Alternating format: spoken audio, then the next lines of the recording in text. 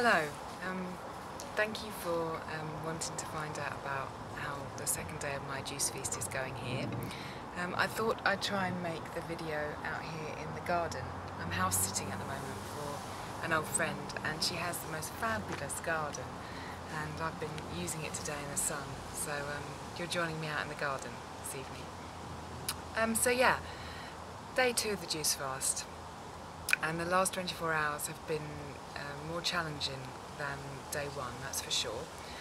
The first thing that was a bit of a challenge was last night. I had my juice at 7 PM and I had pineapple and apple, and I found when I went to bed that I just wasn't tired. And I think there's 2 potential reasons for it. So the first one, I had a lot of liquid inside me, and in the recent past, in the last month or so, I've been having a rather large dinner. I've been working quite hard and I've been quite stressed, and I've been coming home and using the food, having a large dinner and making myself feel full, sort of getting that full, nice, lazy feeling, you know, like Homer Simpson, because I've been stressed. And then in the evening I get tired, and I'm recovering from a very big dinner. So last night, obviously, I didn't have that. I had a juice instead, and so my stomach didn't have to work so hard. And so maybe I had more energy because of that, which is a really, really positive thing, but it's not what I'm used to.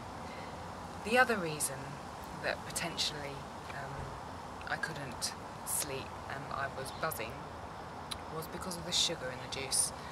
I'm not used to having so much fruit in one go without the fibre, and it could well be, I know I've got perhaps some sugar issues. It could have just been too much too late at night.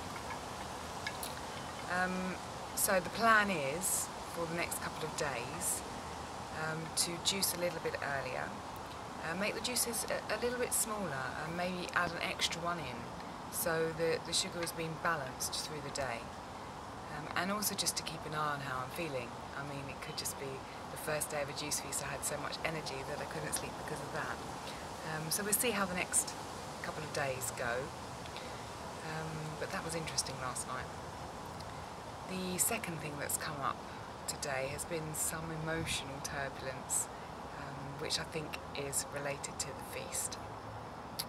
To cut the long story short, I had an argument with my boyfriend this morning, and one of the first things I noticed was that afterwards I couldn't go into my usual habit of using the next meal or some food to make myself feel better about it. Generally, if I'm feeling down or I've had an argument with someone, I will turn to food to comfort me, a bit of solace. And I couldn't do that because obviously I'm juicing. So I think that the emotions that I felt this morning actually felt, for want of a better phrase, more raw, because I had to actually process them a bit more rather than just turning to some apples and some tahini to make me feel better.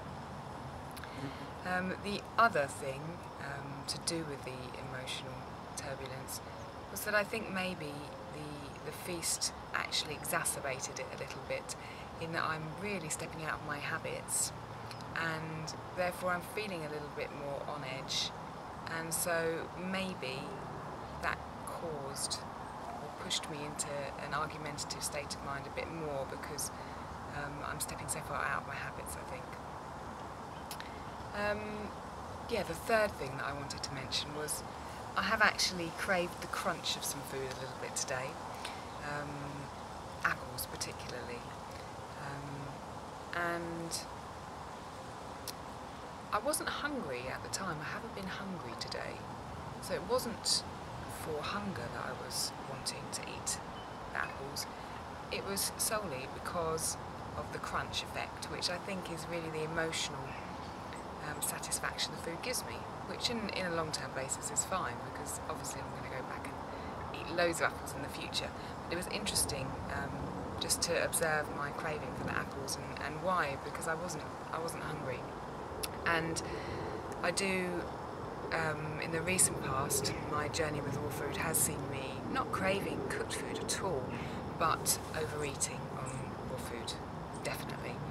And so it'll be interesting to see how that develops over the next week and what happens after the feast as well. So those are the interesting things that have happened in the last 24 hours. But there's also been some fabulous things too. The pear juice, again, has been the highlight of my juicing to date. Pear is so fabulous in a juice.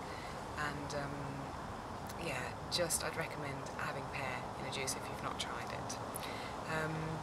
I had my second juice of the day at 10 o'clock and then went through till 3 o'clock without feeling hungry, without getting agitated by the fact that I hadn't had another juice.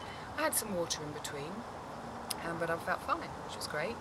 And in addition, in that gap, I went to do some shopping and I bought lots of goodies to juice tomorrow. And then I had 2 heavy bags and a rucksack, which was very heavy, and I walked 1.5 miles home in this wonderful sun, and I've still felt like I had energy when I got back. I've had loads of energy all day and not seen a drop in energy at all on day 2. So that's really positive. And I'm looking forward to day 3. I'm still a bit, still got a little bit of trepidation, but yeah, looking forward to day 3 and looking forward to juicing some more pineapple tomorrow as well. So thank you very much for following me, and I hope you're enjoying this fabulous evening. Remember, you can check out what I've had today on my website, www.pathlesstrodden.com, and maybe I'll catch up with you again later in the week if I do another video. Great. Have a good evening.